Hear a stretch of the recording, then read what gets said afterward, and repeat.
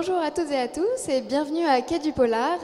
Nous sommes à l'escalier d'honneur de l'Hôtel de Ville et en live sur le Facebook de Bipolar. Nous sommes en compagnie de Jan Costin Wagner. Bonjour. Hello. Vous êtes écrivain allemand. Vous vivez entre Francfort et la Finlande, pays qui sert d'ailleurs de cadre à la plupart de vos romans. Vous êtes l'auteur donc de Zacharie traverse les nuages, qui est paru chez les éditions Jacqueline Chambon. Donc, pour commencer, est-ce que vous pouvez nous parler un peu plus de ce roman comment vous est venue l'histoire? Yeah, I see. It's basically like all my novels, it's a novel about death and life, and basically it's every time about the question if life can win over death in a way, if you want to say so. That's the basic topic, how life can go on after the death arrived in a way. Oui, alors c'est un roman sur la vie et la mort et sur l'idée que, enfin sur la question que se pose Jan, est-ce que la vie peut continuer après un tragique événement lorsque la mort survient dans l'histoire?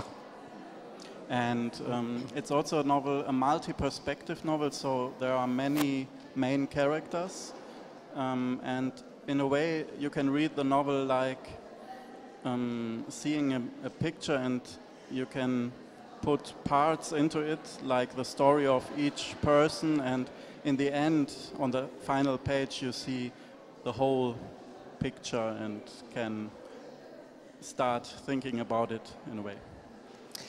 Et donc il y a plusieurs perspectives au roman, on suit vraiment différents personnages, et c'est comme une histoire fragmentée, donc c'est comme si on suivait vraiment l'histoire de chaque personnage, et à la fin évidemment l'ensemble des histoires vont se relier, et l'ensemble des personnages vont se relier les uns les autres. Oui, donc rien n'est fait au hasard, vraiment. Les personnages sont très bien établis pour qu'il y ait une relation entre eux qui change vraiment leur destin, qui change presque leur personnalité.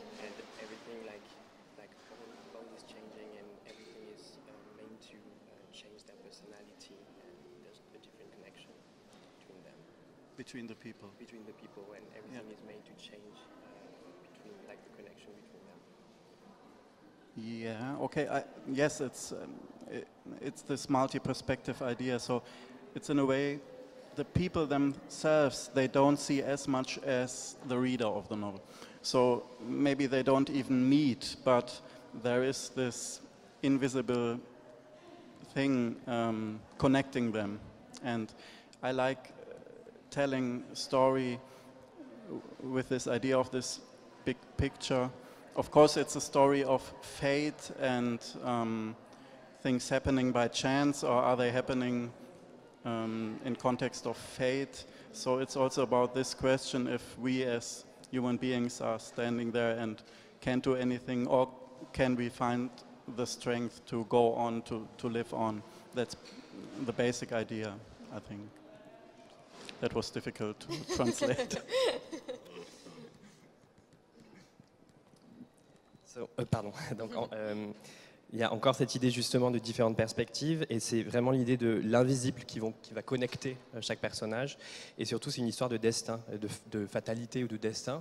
On choisit le mot comme on le souhaite, et c'est l'idée que les personnages vont...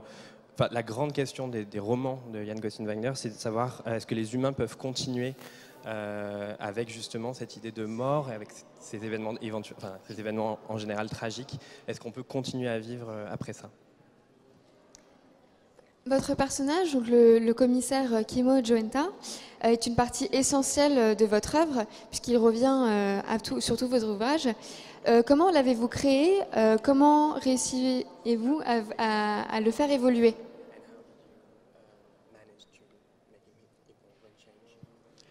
Yes, I think the basic idea was having this young man and his wife is dying in the first novel called Ice Moon, and in the first chapter, and the idea was to find out how he can go on living and how he is finding his own way.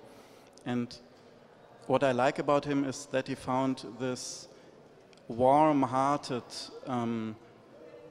way of seeing life, helping others. So he had this thing happening, the most important person is gone, but he still finds the strength to help other people. So that's the main, how should I say it? This is what I like most about this character, this man, this Kimmo Joentra.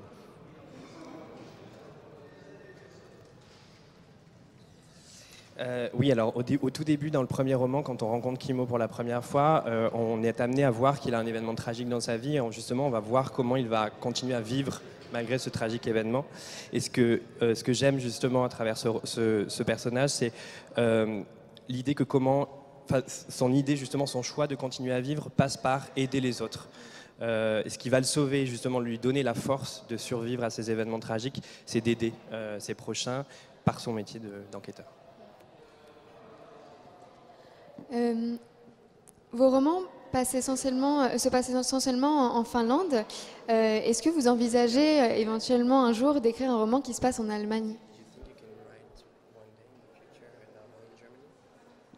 Actually, I'm doing it right at the moment.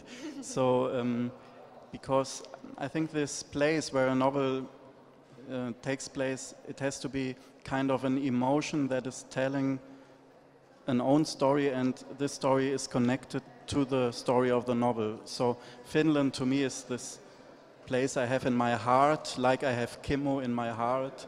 So they were a good team, and that's why Finland and Kimmo. Yes, I think you would like to translate.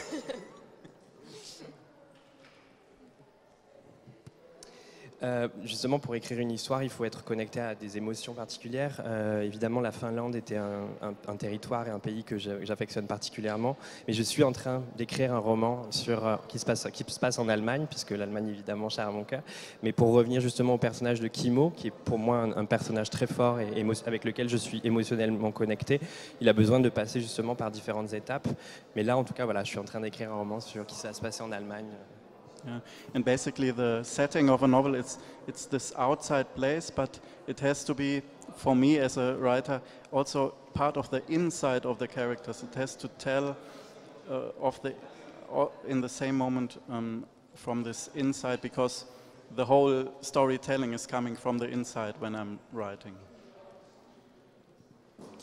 Quand j'écris, en tout cas le contexte d'un roman doit se passer par l'intériorité aussi d'un personnage, et donc ça se traduit vers l'extérieur, mais en tout cas tout doit se passer aussi par l'intériorité des personnages sur lesquels j'écris. D'ailleurs, donc, on parle d'intériorité, mais aussi tout l'extérieur. Finalement, la nature a un impact très important sur les personnages. Elle fait écho presque à leur personnalité. Est-ce que vous diriez que la nature est presque un personnage en soi dans vos romans?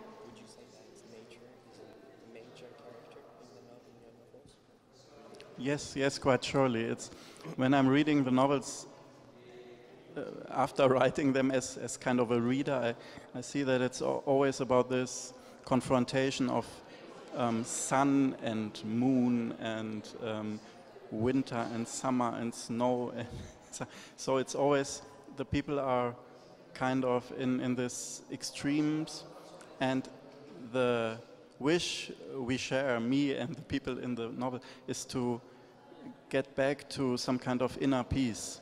So this is why I think I always come back to those strong nature pictures.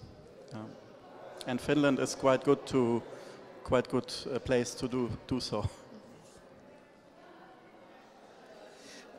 Justement, quand je relis mes romans, je m'aperçois qu'il y a une vraie confrontation entre les éléments, à la fois le soleil, la lune, mais aussi évidemment les saisons, donc l'été, l'hiver. C'est extrêmement présent et tout est connecté. Et justement, c'est connecté avec les personnages. Et mon souhait en tant qu'auteur, c'est d'éprouver un apaisement. Et le souhait que je veux pour les lecteurs, c'est d'éprouver un apaisement intérieur. Et ça passe donc par la nature aussi.